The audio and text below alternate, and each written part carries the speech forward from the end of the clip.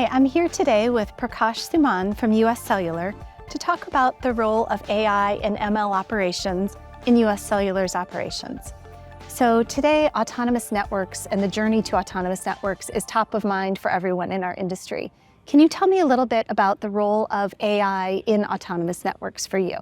Right. I think first of all, the autonomous means intelligence and automation. So automations have been going on in telecommunication or any other industries for a very long time, but having an intelligent decision-making in autonomous network is an important aspect, because what that means, you can do a trade-off between machines and humans. And as machines get more intelligent, you try to give more activities to machines that they can do as good as humans can. And so humans can focus on higher value activities. And I think that journey has started with the networks, and networks are very complex. But as the complexity of the networks are increasing, I think autonomous networks will play a very important role as we move forward, because we want the networks to be intelligent in delivering better solutions to the customers. And I think that's the journey that we are on. And we have seen progressively over time kind of activities that we think machines can do as good as humans, and we're trying to hand over those things. And that could mean self-healing of the network activities, not network operations tier one teams doing things which they don't need to do anymore. We're also seeing applications in offering customers different offers based on their prior history. We're also able to give frontline tier one support teams intelligent information so they can handle customer issues in a very effective way. That's amazing. A lot of real use cases that make AI come to life. Absolutely. Great. So turning now to MLOps, it plays a key role in the overall AI ecosystem. Can you tell me a little bit about some of the MLOps use cases that you have implemented or explored in recent years? So MLOps, one of the things that when we talk about MLOps, a lot of people think about a lot of applications and tools that support machine learning operation, but I think it's a concept in my mind. It is an ecosystem that is built with people, process, and technology, all three things together, to really create an ecosystem where you can implement an intelligent or machine learning based solution or use case.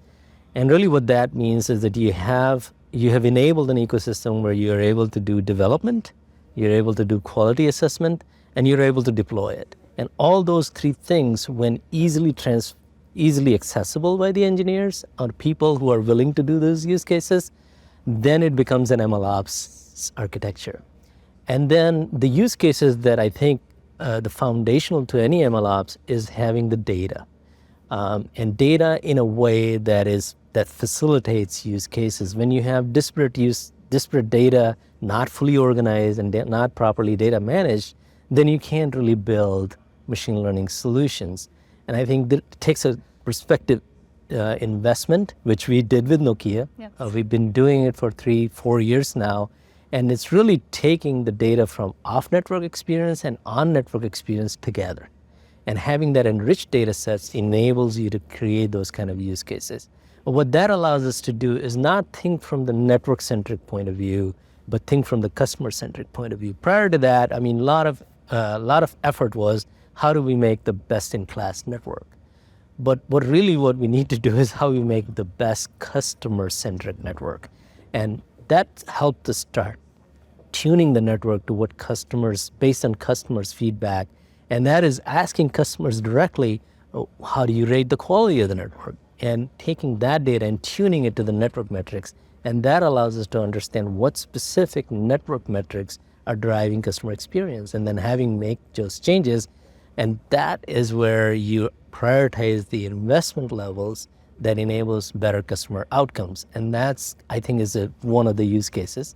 The second thing is, when we are serving customers, you want to have integrated single piece of information that connects both the off-network and on-network aspects of it in a together way. So when you search for a customer, you know what that customer is about, whether they are ready to churn, where they are, there's a potential to upsell them, is there a potential to know what they need? And having that information really available with machine learning technology, it actually is higher level of benefit than trying to just interact with the customer for whatever reason they have called. So I think combination of those two things, what MLOps allows you to do is to have the idea, understanding customers' feedback, and then implementing those solutions on it. Exactly. So you're using MLOps really to take the data and the technology in service of the better customer experience and the better business outcomes for UScellular as well. So for the past year or two, we've heard so much about Gen AI. That's the hot new area within AI. How do you see Gen AI coming in to change the landscape overall of AI? Yeah, generative AI is a set of technologies that I think are complementary to traditional machine learning and deep learning technologies that already existed and has been being used for many years now. Generative AI, when people talk about generative AI, there's immediately going to LLMs and large language models and conversational AI, but I think that's only one part of it. What you have is you have generative adversarial networks, you have variational autoencoders, and LLM. The combination of those suites of applications really augment and complement your existing models. So one thing that I think that's telecommunications specifically is suffering from is the sparsity of the data. Data is very, very messy. It's missing. You don't have mobile phone generating information all the time. And so because the data is so messy, I think generative adversarial networks can help reconstruct that data in a probabilistic way. And what that allows you to do, all the models today that are at maybe 80% precision rates can go to 90% precision rate because it can help reconstruct the missing data.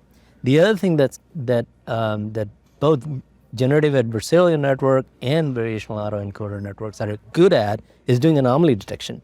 Actually, anomaly detection is one of the foundational pieces of information you need to create a series of solutions on which you can take intelligent decision. And so that's the other area that's very, very foundational in my mind that generative AI can do is complement the existing models and technologies to improve the performance. Yeah. And the second thing is the LLMs have their own quite advantage in a way that they can take the unstructured data and create a structured data from it. And the other thing is obviously conversational AIs are also very, very good at translating stuff, meaning when you're doing as a customer or as a practitioner trying to do conversational interaction with the network, then these technologies can help you translate that into machine-readable information. And that's where the intent-based implementation of autonomous network comes in, because you can have an intent that can be translated into machine-readable instructions, which LLMs can do, which transformers can do, and that will allow us to get to the higher level of autonomy, because there's many levels of autonomy, which is defined by TM Forum, for example. I mean, you have by the ITU and TM Forum standards, and people are right now trying to achieve level 2, but obviously these are the technologies I think is going to accelerate going to level 3, for example. Right. So it's kind of that combination of Gen AI with traditional AI that helps advance up to maybe someday level 4 and level 5 on the autonomous networks. Right. I mean, I think it's a progression, and it's a progression that I think Gen AI actually helps you get forward. Yeah, absolutely. You had mentioned a moment ago models, and we have open models, we have closed models. What is your thinking about that in the context of our industry within telecom? I think it's an economic question a little bit, and it is also what is the economic outcome of doing a closed environment solution implementation or an open environment solution. And the other thing is security. I think, and it's paramount for a lot of operators, especially for customers too, because they care how their data is being used. And I think those are the two deciding factors. I think today, UScellular, for example, is doing closed, because we are protecting customers' information, but it's a little bit of an economic question, because the more you're implementing at a larger scale, for some operators could be better to do an open implementation, because there your cost versus your willingness to take risk on security is different. because obviously when you go to open, you have more surfaces for attackers to take advantage of that. So this is the kind of balance. I think it's not a technology issue in my mind. It's about the economic issue. What is the best way to implement it? Obviously, you're going to balance those factors when you're implementing this resolution. Yeah, absolutely. Well, this has been a fascinating discussion from MLOps, traditional AI, Gen AI, how all of those contribute to autonomous networks. And we're really pleased to be on this journey between Nokia and UScellular to help you continue to improve your customer experience and your business success. So thank you very much for the discussion and for the partnership. Thank you, Jean. Appreciate it.